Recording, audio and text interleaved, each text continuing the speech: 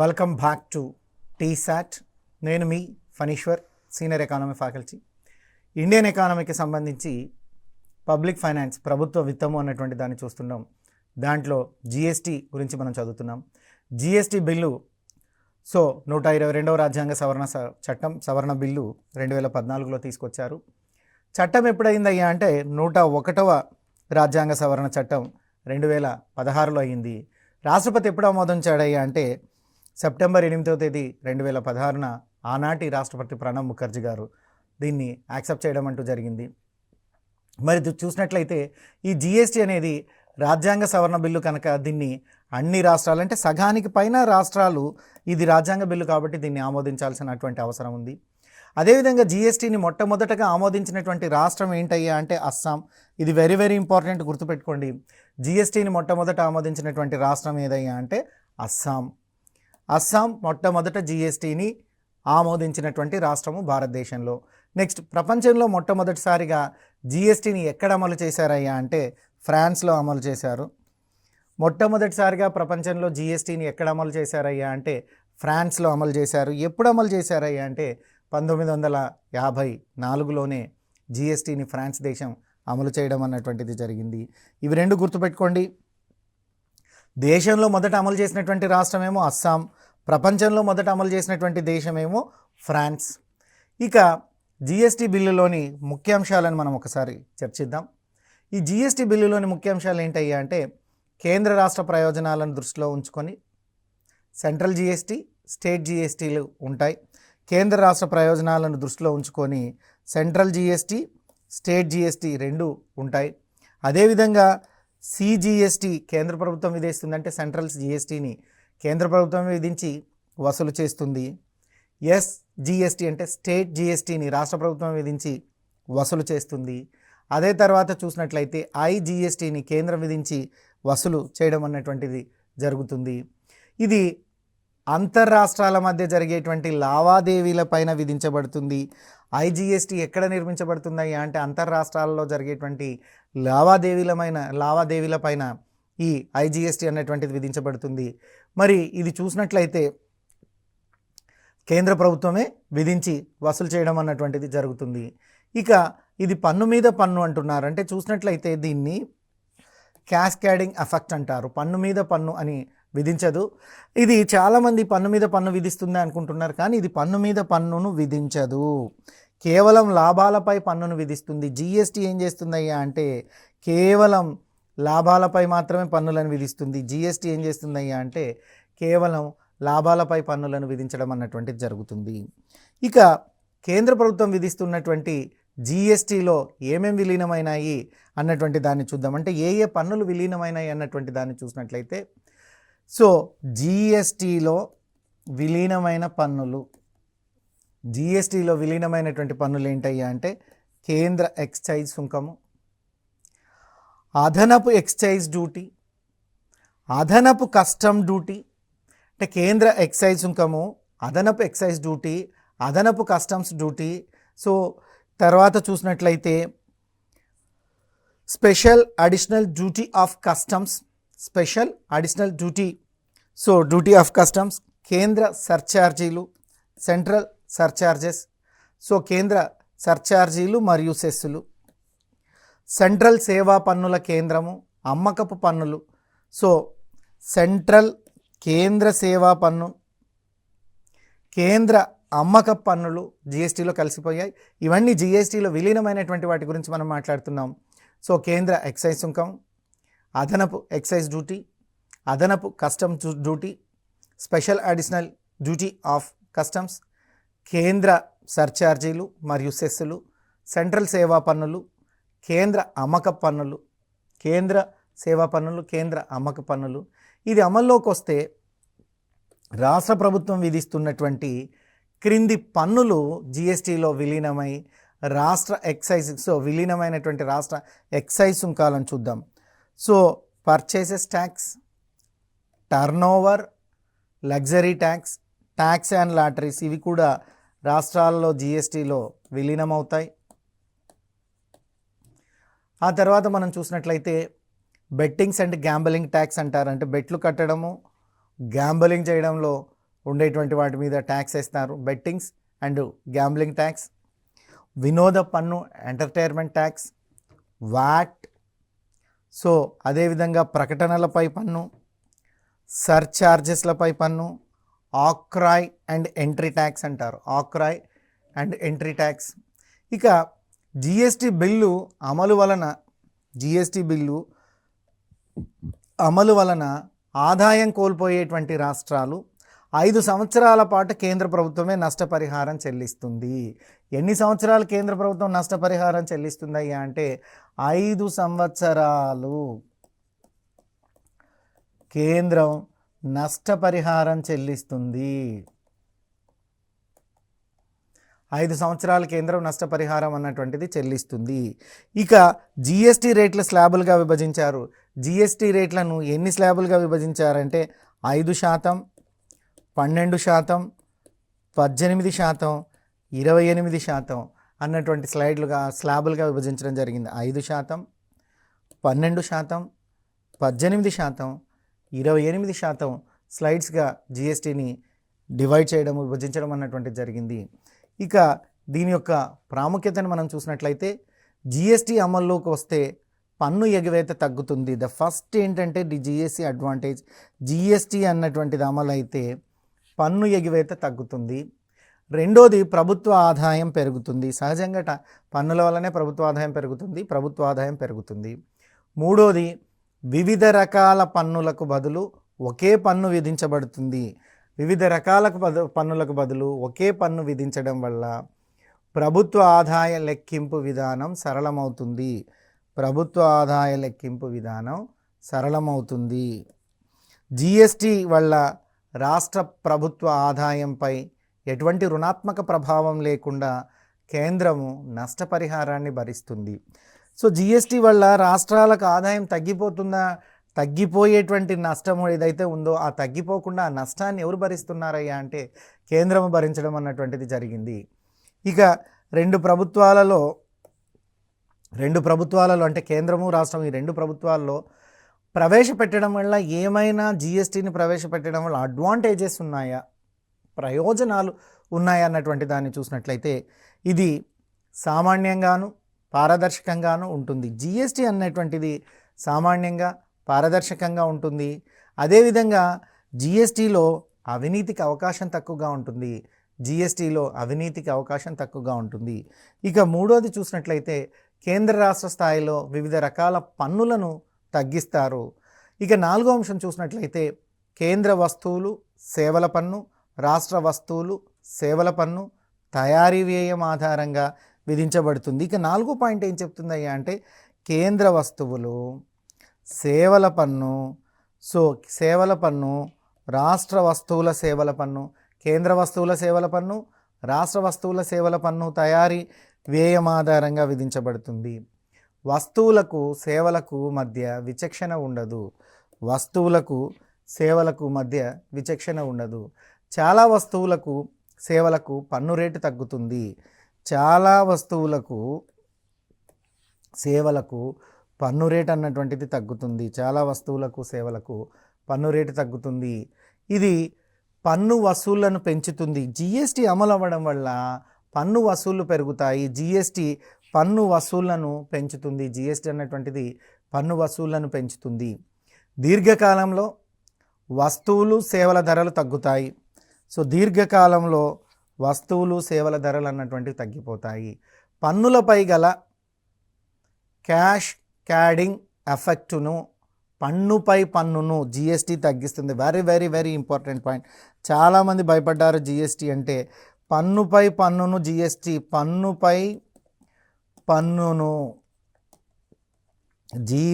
తగ్గించును. పన్నుపై పన్నును జిఎస్టీ తగ్గిస్తుంది. ఇక మనం చూసినట్లయితే ఆల్కహాల్, పెట్రోలియం ఉత్పత్తులు తప్ప మిగిలిన అన్ని వస్తువులు సేవలు ఈ పన్ను పరిధిలోకి వచ్చాయి. ఆల్కహాల్, పెట్రోల్ తప్ప మిగిలిన అన్ని వస్తు సేవల పన్నులు కూడా జిఎస్టీ పరిధిలోకి వచ్చాయి. వస్తు సేవల పన్ను వినియోగ స్థాయిలోనే విధించబడుతుంది. విధించడం అన్నటువంటి జరుగుతుంది. ఇక బహుళస్థాయి పన్నుల విధానానికి స్వస్తి చెప్పి, అంటే నెంబర్ ఆఫ్ టైమ్స్ ఎక్కువ సార్లు ఇచ్చేటువంటి బహుళత అంటే 2 అంతకంటే ఎక్కువ స్థాయిల్లో పన్నులు విధించడానికి స్వస్తి చెప్పి పన్నుల వ్యవస్థను సరళీకృతం చేయడానికి జిఎస్టీ అన్నటువంటిది తోడ్పడడం అన్నటువంటిది జరుగుతుంది. దాదాపుగా 17 రకాల పరోక్ష పన్నుల స్థానంలో జిఎస్టీ విధించబడుతుంది. ఇది ఒక ఇంపార్టెంట్ పాయింట్. దాదాపుగా 17 రకాల పరోక్ష పన్నుల స్థానంలో జిఎస్టీ విధించబడుతుంది. అందువల్ల పన్ను వసూలు ఛార్జీలు గణనీయంగా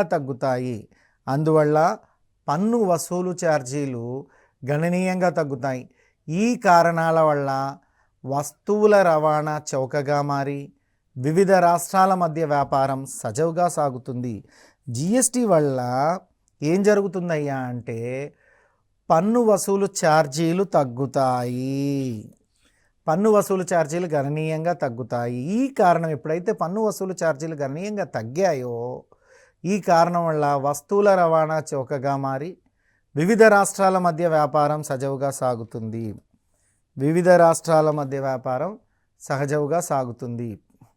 అంతేగాక అంతర్రాష్ట్ర రవాణా చేసే వస్తువుల ఖర్చు తగ్గుతుంది. అంటే రాష్ట్రం నుంచి రాష్ట్రం బిజినెస్ చేసేటువంటి అంతర్రాష్ట్ర రవాణా చేసే వస్తువుల ఖర్చు తగ్గుతుంది. సో జిఎస్టీ వివిధ రాష్ట్రాల మధ్య ఉన్న పన్నుల ఆంక్షలు తొలగి దేశానికంతా ఒకే మార్కెట్ను విస్తరింపచేస్తుంది. The very good point. దేశానికంతా ఒకే మార్కెట్ను విస్తరింపచేస్తుంది. కేంద్ర రాష్ట్ర స్థానిక సంస్థల పన్నుల పెరుగుదలను అరికట్టి అనేక సమస్యలను తొలగించడానికి జిఎస్టీ ఉపయోగపడుతుంది. ఇకపోతే దేశానికంతటికీ వర్తించే వస్తు సేవల విలువ ఆధారిత ఏకైక పన్నుగా దీనిని చెప్పవచ్చును. సో ఇది ఒక ఇంపార్టెంట్, అంటే దేశానికంతటికీ వర్తించేటువంటి వస్తు సేవల ఆధారిత ఏకైక పన్నుగా జిఎస్టీని మనం చెప్పవచ్చును. జిఎస్టీ కౌన్సిల్ గురించి మనం డిస్కస్ చేద్దాం.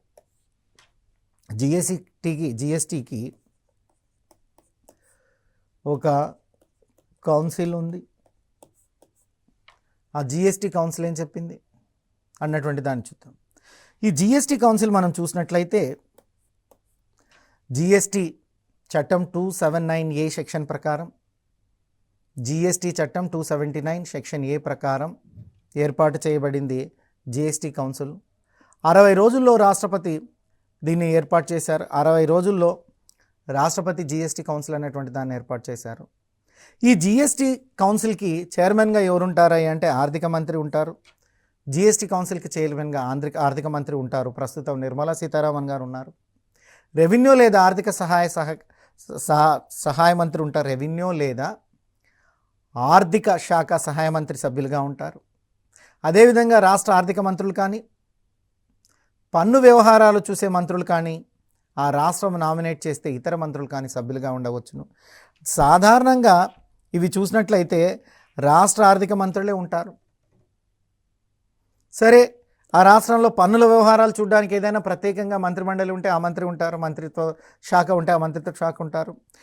ఎవరు లేకపోతే రాష్ట్రం ఎవరినైనా మంత్రిని నామినేట్ చేస్తే ఆ మంత్రి గారు జిఎస్ కౌన్సిల్కి అటెండ్ అయ్యి జిఎస్కి సంబంధించినటువంటి సమస్యలను చూస్తారు.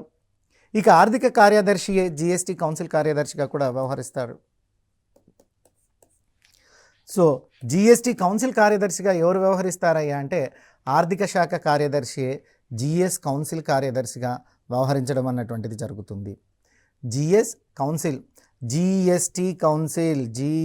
కౌన్సిల్కి ఎవరు కార్యదర్శి ఉంటారు? Who was the secretary of the GST council means ఆర్థిక శాఖ కార్యదర్శి జిఎస్టీ కూడా కౌన్సిల్గా ఉంటారు. ఇక మండలి నిర్ణయంలో 3/4 వంతు అంటే 75% మెజారిటీ ఉంటే అమలులోకి వస్తాయి. ఏవైనా తీసుకునేటువంటి నిర్ణయాలు మండలి నిర్ణయాల్లో 3/4 వంతు ఉంటే 75% ఉంటే ఈ 75% మెజారిటీ ఉంటే అమల్లోకి వస్తాయి. దీనిలో 1/3 వంతు ఓట్లు కేంద్రానికి ఉంటాయి, 2/3 వంతు ఓట్లు రాష్ట్రానికి ఉంటాయి. సో 1/3 వంతు కేంద్రానికి ఉంటే 2/3 వంతులు రాష్ట్రానికి ఉంటాయి. ఈ కమిటీ సచివాలయం ఎక్కడుందయ్యా అంటే జిఎస్టీ కౌన్సిల్ సచివాలయం న్యూఢిల్లీలో ఉంది. జిఎస్టీ కౌన్సిల్ సచివాలయం న్యూఢిల్లీలో ఉంది.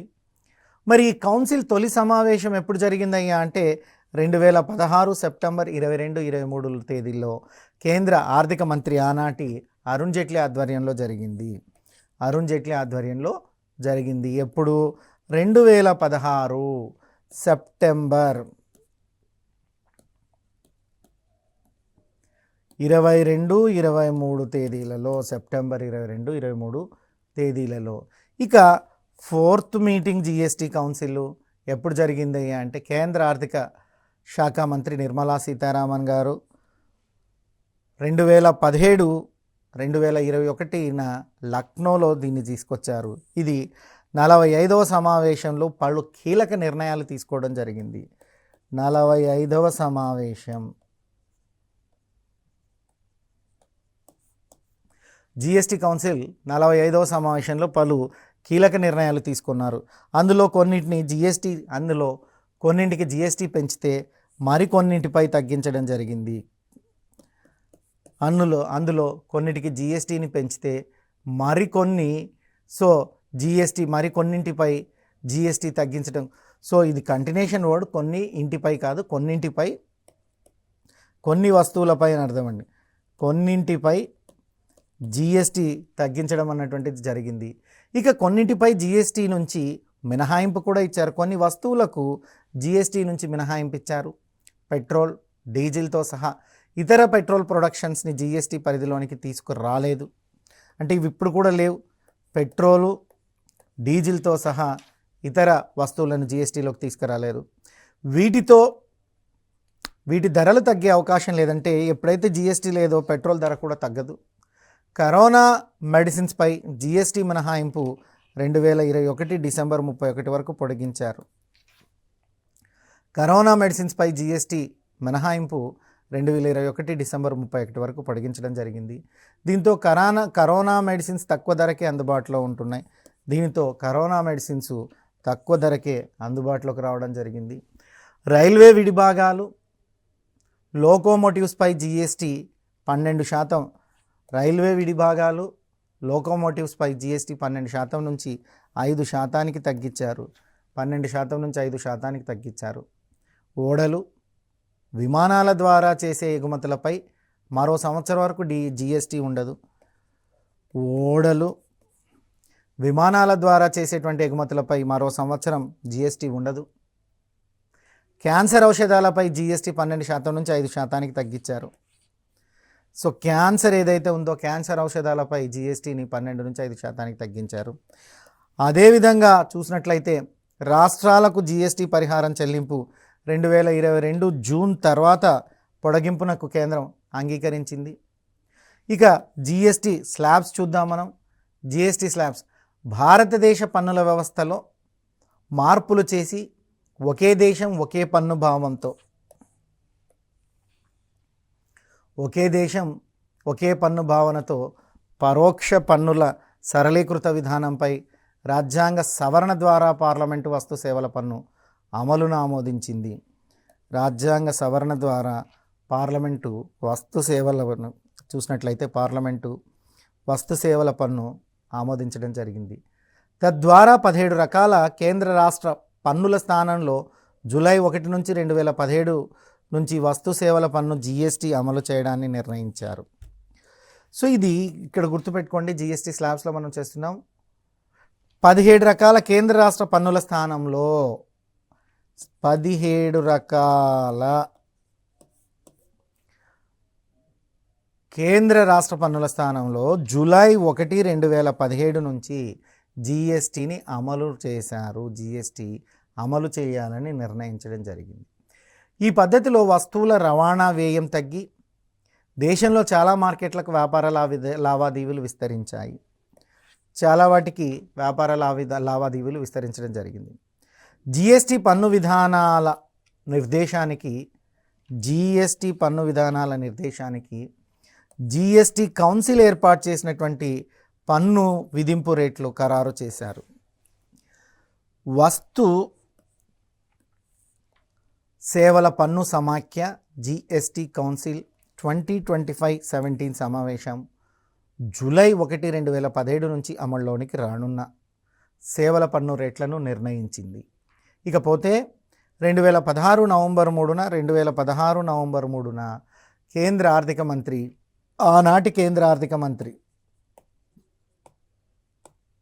ఆనాటి ఆర్థిక మంత్రి అరుణ్ జైట్లీ అధ్యక్షతన జిఎస్టి మండలి సమావేశం జరగక ఈ సమావేశంలో 4 స్లాబ్లను నిర్ణయించడం జరిగింది.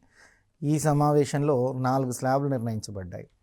5% పన్ను, 12% పన్ను, 18% పన్ను, 28% పన్ను, 0% పన్ను. సో వీటిని నిర్ణయించారు. 1, 2, 3, 4 వీటిని నిర్ణయించడం అంటూ జరిగింది. ఇకపోతే 5% సామాన్యులు అధికంగా ఉపయోగించేటువంటి వస్తువులు, టీ, కాఫీ మొదలగిన వాటి మీద కేవలం 5% పన్నే వేస్తారు. 12% పన్ను కాటన్, టెక్స్టైల్స్, సైకిల్, ఔషధాలు మరియు 1.5 కోట్ల లోపు టర్నోవర్ కలిగినటువంటి రెస్టారెంట్లు. ఈ 12% పాయింట్లు దేని మీద, 12% పన్నులు దేని మీద ఇస్తున్నారయ్యా అంటే కాటన్, టెక్స్టైల్స్, సైకిలు, ఔషధాలు మరియు 1.5 కోట్ల టర్నోవర్ కలిగినటువంటి రెస్టారెంట్లు. 18% readymade textiles, 18% 18% readymade textiles, computers, mobiles, iron మరియు స్టీల్, ఎరువుల గురించి ఇవ్వడం అన్నటువంటిది జరుగుతుంది. ఇక 28% కార్స్, టీవీలు, వాషింగ్ మిషన్లు, రెఫ్రిజిరేటర్లు, ఎలక్ట్రికల్ గూడ్స్, సౌందర్య సాధనాలు, పానీయాలపైన చూసినట్లయితే అత్యధికంగా 28% పన్ను విధిస్తున్నారు. కార్ల మీద 28% పన్నుంది, టీవీల మీద 28% పన్నుంది, వాషింగ్ మిషన్ల మీద 28% పన్నుంది, రెఫ్రిజిరేటర్ల మీద 28% పన్నుంది, ఎలక్ట్రికల్ గూడ్స్ అన్నిటి మీద 28% పన్ను ఉంది. అదేవిధంగా సౌందర్య సాధనాల మీద, పానీయాల మీద కూడా 28% పన్నుని విధించడం అన్నటువంటిది జరిగింది. ఇక 2017 నవంబర్ 10న జరిగినటువంటి జిఎస్టి మండలి 23వ సమావేశంలో కొన్ని వినియోగ వస్తువులపై పన్ను భారాన్ని తగ్గించారు.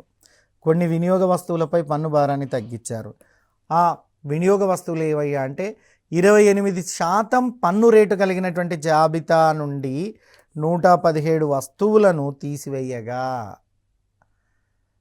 చివరికి 50 వస్తువులు మాత్రమే మిగిలాయి. పన్ను ప్రాతిపదిక లేదా ఆధారంగా చేసుకొని మనం చూసినట్లయితే పన్ను దేని ఆధారంగా విధించబడుతుందో తెలియజేసేదే పన్ను ప్రాతిపదిక. పన్ను రేట్ అంటే ఏంటయ్యా అంటే ఎంత శాతం పన్ను విధించబడుతుందో దాన్ని పన్ను రేట్ అంటారు. నోట్, పన్ను రేటుకి పన్ను పరిధికి మధ్య విలోమ సంబంధం ఉంటుంది. పన్ను రేటుకు పన్ను పరిధికి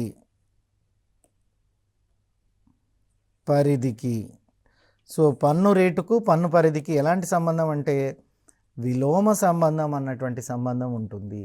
ఇక ట్యాక్స్ అవాయిడెన్సెస్, చట్టబద్ధంగా ప్రభుత్వం ఇచ్చినటువంటి మినహాయింపును చూసి పన్ను పరిధి నుంచి తప్పించుకొనుటను ట్యాక్స్ అవాయిడెన్స్ అంటారు.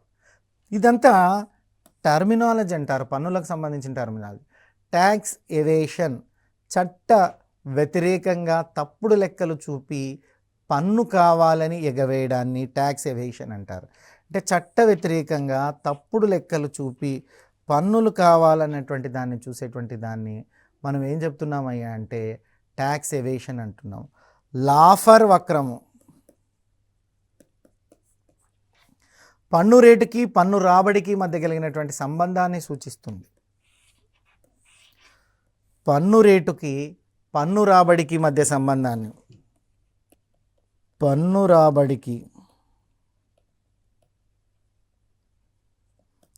సంబంధాన్ని చూపించేది అంటే లాఫర్ వక్రము అంటున్నారు. సో ఇవి అంటే ఈ పన్నులు ఏవైతే ఉన్నాయో దీనికి సంబంధించినటువంటి టర్మినాలజీని మనం ఒక్కసారి చూద్దాం. This terminology is very very important for your examination. So ఆ టర్మినాలజీని మనం చూసినట్లయితే పన్ను ప్రాతిపదిక లేదా ఆధారం అంటారు. సో దేని పన్ను ప్రాతిపదిక అంటే పన్ను దేని ఆధారంగా విధించబడు. ఓకే, మరి మనం ఇప్పుడు ఈ స్లాబ్ అన్నటువంటి దాన్ని అంటే పన్ను దానికి సంబంధించినటువంటి టర్మినాలజీ ఒకటి ఉంది. ఈ టర్మినాలజీని మనం చూద్దాం. పన్ను దానికి సంబంధించినటువంటి టర్మినాలజీ చూసినట్లయితే పన్ను ప్రాతిపదిక అంటే ఏంటి అంటే పన్ను దేని ఆధారంగా విధించబడుతుందో దాన్ని తెలియజేస్తుంది. మరి పన్ను రేటు ఎంత శాతం విధించబడుతుందో దాన్ని తెలియజేస్తుంది. ఎంత శాతం పన్ను విధిస్తున్నారో అది పన్ను రేటును తెలియజేస్తుంది. మరి పన్ను రేటుకు పన్ను పరిధికి మధ్య ఉండేటువంటి సంబంధాన్ని మనం విలోమ సంబంధం అంటున్నాం. సో పన్ను రేటుకు పన్ను పరిధికి విలోమ సంబంధం ఉంటుంది. ఇక ట్యాక్స్ అవాయిడెన్స్, ఇది వెరీ వెరీ ఇంపార్టెంట్. ఈ ట్యాక్స్ అవాయిడెన్స్ అంటే ఏంటంటే చట్టబద్ధంగా ప్రభుత్వం ఇచ్చినటువంటి మినహాయింపును చూసి పన్ను పరిధిని తప్పించుకోవటానికి. అంటే కొంతమంది ఏం చేస్తున్నారంటే చట్టబద్ధంగా ప్రభుత్వం ఏదైనా ట్యాక్స్కి మినహాయింపు ఇస్తే ఆ మినహాయింపు చూసి ట్యాక్స్ ఎగ్గొడతారు. అలా ట్యాక్స్ కట్టకుండా తప్పించుకునే వాళ్ళని మనం ఏమంటున్నాం, ట్యాక్స్ అవాయిడెన్స్ అంటున్నాం. తర్వాత చూసినట్లయితే ట్యాక్స్ ఎవేషన్ అంటున్నారు. ఈ ట్యాక్స్ ఎవేషన్ అంటే ఏంటంటే చట్ట వ్యతిరేకంగా తప్పుడు లెక్కలు చూపి పన్ను కావాలి అని ఎగరవేసేటువంటి వాళ్ళను ట్యాక్స్ ఎవేషన్ అంటున్నామండి. సో ట్యాక్స్ ఎవేషన్ అంటే ఏంటంటే చట్ట వ్యతిరేకంగా తప్పుడు లెక్కలు చూపి పన్ను కావాలని ఎగరగొడితే ట్యాక్స్ ఎవేషన్ అంటున్నాం. తర్వాత వెరీ వెరీ ఇంపార్టెంట్ ఏంటంటే ఇది లాఫర్ వక్రరేఖ. పన్ను రేటుకు పన్ను రాబడికి మధ్య కలిగినటువంటి సంబంధాన్ని సూచించేటువంటి దాన్ని మనం ఏమని చెప్తున్నాం, లాఫర్ వక్రరేఖ అని చెప్తున్నాం. ఈ రెండింటి మధ్య విలోమ సంబంధం ఉందని చెప్పేదే లాఫర్ వక్రరేఖ. ఏ రెండింటి మధ్య? పన్ను రేటుకు పన్ను రాబడికి మధ్య ఉండేటువంటిది, పన్ను రేటుకు పన్ను రాబడికి మధ్య ఉండేటువంటి దాన్నే మనం ఏం చెప్తున్నామంటే లాఫర్ వక్రరేఖ. ఇది సంబంధాన్ని చూపిస్తుంది అని చెప్తున్నామండి. సో ఇక్కడి వరకు మనకు ఇది అయిపోయింది. ఈ ఎపిసోడ్లో మనం ఏం చేసామన్నటువంటి దాన్ని ఒక్కసారి మనం క్లియర్గా చూద్దాం. సో మరి జిఎస్టీ గురించి క్లియర్గా మాట్లాడుకున్నాం. ఇందులో చూసినట్లయితే జిఎస్టీ బిల్లులోని ముఖ్యాంశాలు, ఇది వెరీ వెరీ ఇంపార్టెంట్. మరి జిఎస్టీ కేంద్ర ప్రయోజనాల దృష్టిలో ఉంచుకొని సెంట్రల్ జిఎస్టీ అన్నటువంటిది అంటే జిఎస్టీలో సిజిఎస్టీ కేంద్రం విధిస్తుంది, ఎస్జిఎస్టీ రాష్ట్ర ప్రభుత్వం విధిస్తుంది, ఐజిఎస్టీ అన్నటువంటిది సో కేంద్రం విధిస్తుంది. ఇక దాని తర్వాత చూసినట్లయితే పన్ను మీద పన్ను అన్నది జిఎస్టీ వేయదు. కేంద్ర ఎక్సైజ్ సుంకము, అదనపు ఎక్సైజ్ డ్యూటీలు, అదనపు కస్టమ్ డ్యూటీలు, సెంట్రల్ సర్చార్జెస్, సెంట్రల్ సేవా పన్ను సో వస్తే రాష్ట్ర ప్రభుత్వాలు విధిస్తున్నటువంటివి కలిసిపోతాయి. ఇక రాష్ట్ర ప్రభుత్వాల విషయానికి వస్తే purchases tax, turnover tax, luxury పన్ను, ట్యాక్స్ ఆన్ లాటరీస్ జిఎస్టీలో విలీనమయ్యాయి. బెట్టింగ్లు, గ్యాంబింగ్లు, వినోద పన్ను, వాటు, ప్రకటనలపై పన్ను, సర్ఛార్జీలు, ఆకరాయిలు కూడా ఈ జిఎస్టీలో విలీనమయ్యాయి. మరి జిఎస్టీలో చూసినట్లయితే 5 రకాల స్లాబ్స్ ఉంటాయి, 5 రకాలైనటువంటి స్లాబులు ఉన్నాయి. 5%, 12%, 8%, 28%. జిఎస్టీ ప్రాముఖ్యత మనకు తెలిసినటువంటిదే. సో పన్ను ఎగవేత అన్నటువంటిది తగ్గుతుంది. అదేవిధంగా చూసినట్లయితే రాష్ట్రాలపై రుణాత్మక ప్రభావం ఏమీ ఉండదు. రకరకాల పన్నులకు బదులు ఒకే పన్ను చెల్లిస్తాం. సామాన్యంగా పారదర్శకంగా ఇది ఉంటుంది. అవినీతికి అవకాశం తక్కువగా ఉంటుంది. కేంద్ర రాష్ట్ర స్థాయిలో వివిధ రకాల పన్నులు తగ్గించబడతాయి. కేంద్ర వస్తు సేవల పన్నులు అన్నటువంటివి చూసినట్లయితే పన్ను తయారీ ఆధారంగా విధించబడతాయి. చాలా వస్తువులకు సేవలకు పన్ను రేటు తగ్గుతుంది. ఆల్కహాలు, పెట్రోలియం ఉత్పత్తులు తప్ప మిగతా అన్ని వస్తువులు జిఎస్టీ పరిధిలోనికి వచ్చాయి. దాదాపు 17 రకాల పరోక్ష పన్నుల స్థానంలో జిఎస్టీ విధించబడుతుంది. జిఎస్టీ వివిధ రాష్ట్రాల మధ్య ఉన్నటువంటి పన్నుల ఆంక్షలను తొలగించి దేశానికంతటికీ ఒకే మార్కెట్ను విస్తరింపచేస్తుంది. ఇక జిఎస్టీ కౌన్సిల్ చూసినట్లయితే జిఎస్టీ చట్టం 279 సెక్షన్ ఏ ప్రకారం ఏర్పాటు చేశారు. 60 రోజుల్లో దీనిని రాష్ట్రపతి ఏర్పాటు చేశారు. దీనికి చైర్మన్గా కేంద్ర ఆర్థిక మంత్రి ఉంటారు. ఆనాటి చైర్మన్ అరుణ్ జైట్లీ గారు ఉన్నారు. రెవెన్యూ లేదా ఆర్థిక శాఖ సహాయ మంత్రి ఇందులో సభ్యులుగా ఉంటారు. రాష్ట్ర ఆర్థిక మంత్రులు కానీ పన్ను వ్యవహారాలు చూసే మంత్రులు కానీ ఆ రాష్ట్రం నామినేట్ చేసేటువంటి ఇతర మంత్రులు కానీ సభ్యులుగా ఉండవచ్చును. ఆర్థిక శాఖ కార్యదర్శి జిఎస్టీ కౌన్సిల్ కార్యదర్శిగా వ్యవహరిస్తాడు. ఈ కౌన్సిల్ తొలి సమావేశము 2016 సెప్టెంబర్ 22, 23 తేదీల్లో అరుణ్ జైట్లీ ఆధ్వర్యంలో జరిగింది. ఇక ఫోర్త్ మీటింగ్ని మనం 45వ సమావేశం కిందకి చెప్తున్నాం. దీంట్లో చాలా నిర్ణయాలు తీసుకున్నారు. ఈ నిర్ణయాలన్నింటినీ మనం డిస్కస్ చేయడం అన్నటువంటిది జరిగింది. ఇక స్లాబులు చూసినట్లయితే 5 రకాల స్లాబుల గురించి మనం డిస్కస్ చేసాం. ఈ 5 రకాల స్లాబులు ఉన్నాయి.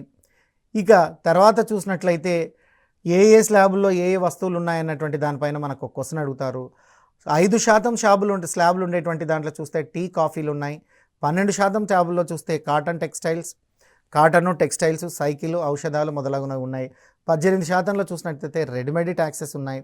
తర్వాత 28% స్లాబ్ చూసినట్లయితే ట్యాక్స్ చూసినట్లయితే కార్లు, టీవీలు, వాషింగ్ మిషన్లు, రిఫ్రిజిరేటర్లు, ఎలక్ట్రికల్ గూడ్స్, సౌందర్య సాధనాలు ఉన్నాయి.